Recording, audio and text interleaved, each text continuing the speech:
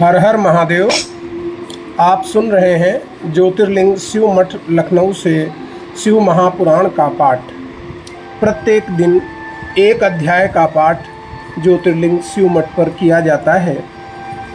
जो साधक या भक्त भगवान भोलेनाथ के लगातार शिव पुराण सुनने में असमर्थ हैं, उनको प्रत्येक दिन एक अध्याय का श्रवण करने का भाग्य प्राप्त होता है। अतः आप लोगों से निवेदन है कि आप प्रातःकाल ज्योतिर्लिंग शिव मठ से प्रसारित जो वर्तमान में विद्येश्वर संहिता का 22वां अध्याय चल रहा है, जिसमें हम आपको आज बताने वाले हैं कि शिव नैवेद्य जो भगवान भोलेनाथ पे अर्पित किया जाता है, क्या उसे खाने का क्या विधान है और बिल्व का क्या महत्व है।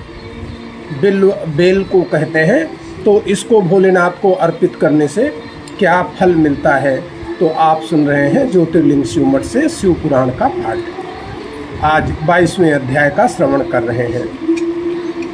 ऐसा माना जाता है कि भगवान भोलेनाथ पर चढ़ा हुआ नैवेद्य ग्रहण करना ठीक नहीं माना जाता है। और ये भी बतलाएं, सूत जी से पूछ रहे हैं ऋषि मुनि कि बिल्व पूजन कैसे किया जाता है।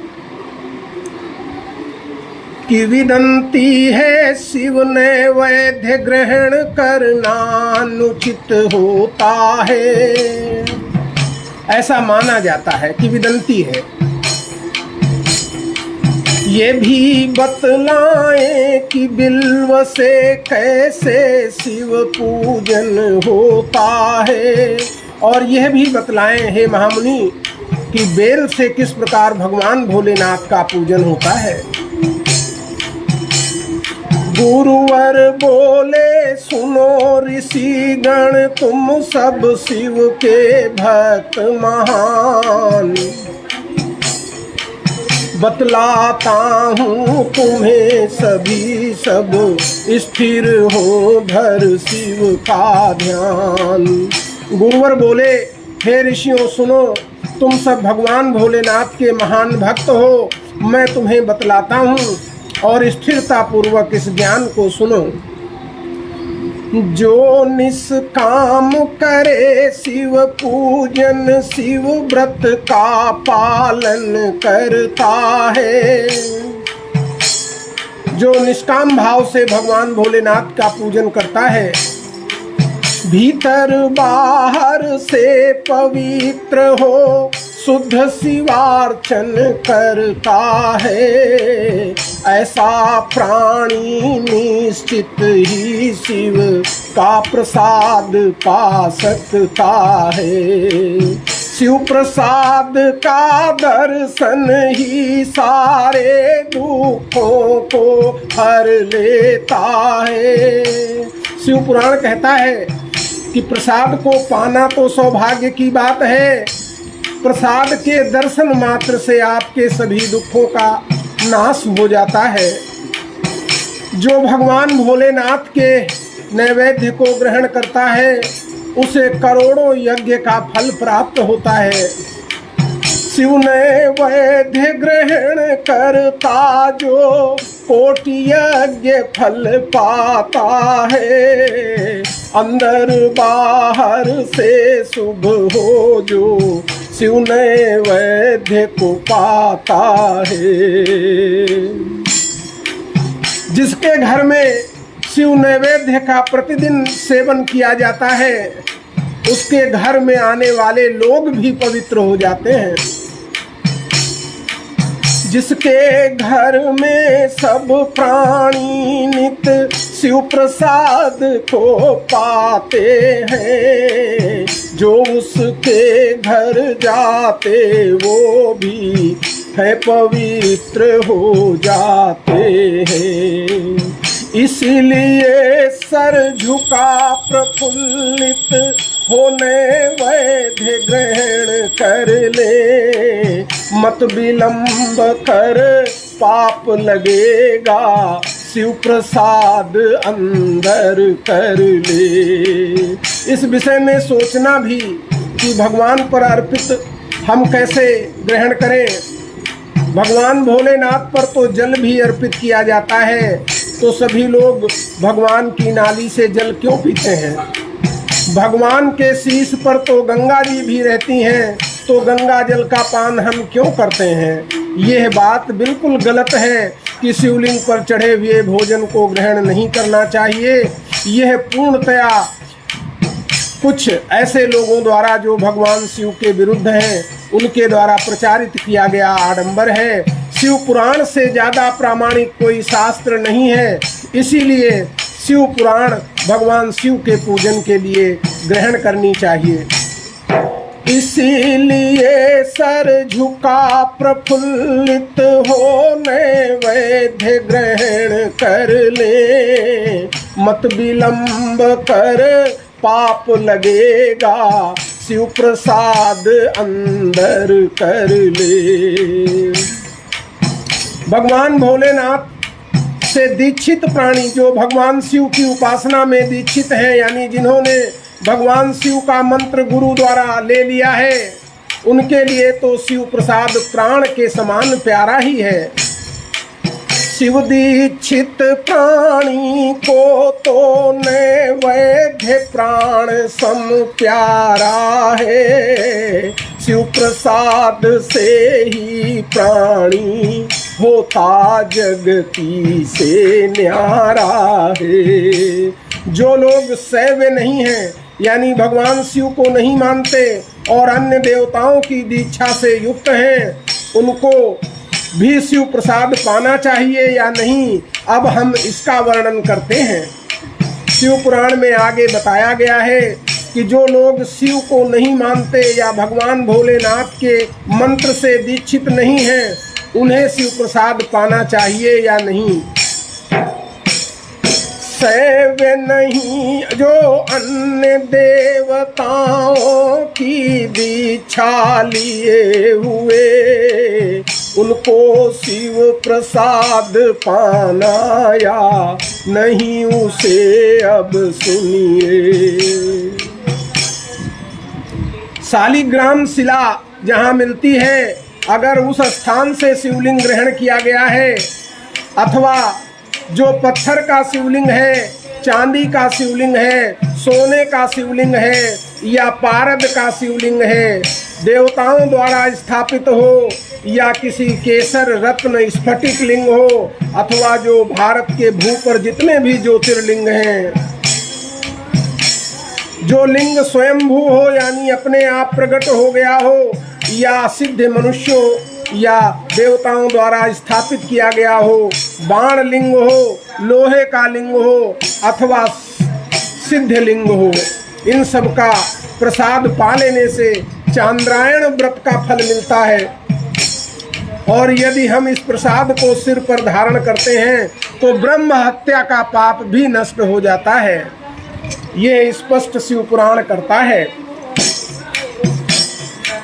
शालिग्राम शिला मिलती है जहाँ वहाँ का हो शिवलिंग, अथवा हो पाषाण रजत सोने से निर्मित या रसलिंग, देव सिद्धि से स्थापित या केसर रत्न स्फटिक लिंग, अथवा जो महान स्थापित भारत भू पर ज्योतिर्लिंग, लिंग स्वयं भू हो या सिद्धों द्वारा स्थापित होता, बाण लिंग हो, लौह लिंग हो अथवा सिद्ध लिंग होता।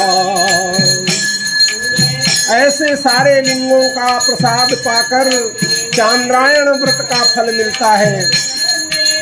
इन सब का प्रसाद पाकर चांद्रायण व्रत का फल मिलता है। यदि सर पर धारण कर ले तो ब्रह्मत्या पातक करता है। जो शिवलिंग अभिषेक करे शिव को प्रणाम करता है। जो भोलेनाथ के शिवलिंग को नित्य जल से सिंचित करता है और उन्हें प्रणाम करता है और 3 बार अर्पित जल को लेकर जो पीता है वो सदैव हर्षित रहता है। उसके कायिक, वाचिक और मानसिक यही 3 प्रकार के पाप होते हैं, इनका भाजन हो जाता है और शिव को जो अर्पित की गई वस्तु होती है उसको ग्रहण करने से सारे दोष समाप्त हो जाते हैं। जो शिवलिंग अभिषेक करे शिव को प्रणाम करता है। 3 बार अभिषेकित जल को पीकर हर्षित होता है। कायिक, वाचिक और मानसिक सकल पाप मिट जाते हैं। शिव को अर्पित वस्तु दोष सारे समाप्त हो जाते हैं। केवल ऐसे स्थान पर जहाँ पर कुछ लोगों द्वारा वध किया जाता है या हत्या की जाती है, जहाँ चंडालों का अधिकार है, उस स्थान के शिवलिंग का कोई भी प्रसाद नहीं लेना चाहिए शिव भक्तों को। केवल वो शिवलिंग जहाँ चंडालों का अधिकार बने वह प्रसाद भक्षण करना विनती कर अस्वीकार करें। बिल्व वृक्ष को सदैव भोलेनाथ का शिवलिंग माना जाता है। बिल्व वृक्ष शिव रूप कहा था, देव सदा स्तुति करते। 3 लोकों में स्थित सब तीर्थ बिल्व में ही रहते। इन 3 लोकों में जितने भी तीर्थ हैं उनका स्थान बिल्व पत्र जहाँ लगा है उसका मूल है। इसकी जड़ में तो सदैव भोले का ही निवास होता है। इसके पूजन से निश्चित ही सबको शिव पद मिलता है। जो भी प्राणी या साधक अपने सर पर बिल्व पत्र के पास अर्पित जल को सींचता है, तीर्थ स्थान के सेवन का फल उसको प्राप्त हो जाता है। अपने सर पर जल बेल की जड़ के पास डाले, यानी लोटे में जल लेकर अपना सर झुकाकर बेल पत्र की जड़ पर जो जल अर्पित करता है उसे तीर्थ स्नान का फल मिलता है। जो मनुष्य निज सर का सिंचन बिल्व मूल के पास करे, तीर्थ स्नानों का फल मिलता, प्रभु उसके सब पाप हरे। बेलपत्र के पेड़ के पास जड़ों में पानी देने से भोलेनाथ प्रसन्न होते हैं और बिल की जड़ को जो लोग रोज नमन करते हैं उनको शिवलोक जाने से कोई रोक नहीं सकता। बिल्व जड़ों में पानी देने से प्रसन्न शिव होते हैं। बिल्व मूल के, मूल माने जड़, बिल्व मूल के पूजन से शिवलोक गमन करते हैं। सुख संतान प्राप्त होती है दीपक अगर जलाते हैं। अगर बेल के पत्र के जड़ के पास में दीपक जलाया जाए तो वो पापों से मुक्त हो जाता है, सुख और संतान की प्राप्ति होती है। वहाँ पर बैठकर यदि भगवान भोलेनाथ के मंत्र का जाप किया जाए, सुख संतान प्राप्त होती है दीपक अगर जलाते हैं। पापों से हो मुक्ति भक्ति से जो शिव शिव गाते हैं। बिल्व वृक्ष के नीचे यदि शिव भक्त ब्राह्मण भोज करे, अगर बिल्व वृक्ष के नीचे बैठकर आप किसी ब्राह्मण को भोजन करा दें तो उसे करोड़ों ब्राह्मणों को खिलाने का फल मिलता है, एक ब्राह्मण को खिलाने मात्र से। बिल्व वृक्ष के नीचे यदि शिव भक्त ब्राह्मण भोज करे, भोज कराने वाला कोटिक विप्र भोज फल पाता है। दरिद्रता दूर करने के लिए सबसे सरल उपाय है गाय के घी से और दूध से पके हुए अन्नों को जो बिल्व वृक्ष के नीचे ब्राह्मण को दान कर देता है। गोघृत दुग्ध पके अन्नों का बिल्व वृक्ष के नीचे दान, तो दरिद्रता दूर जगत में बनता है शिव भक्त महान। आप सुन रहे हैं ज्योतिर्लिंग शिव मठ से शिव महापुराण का पाठ।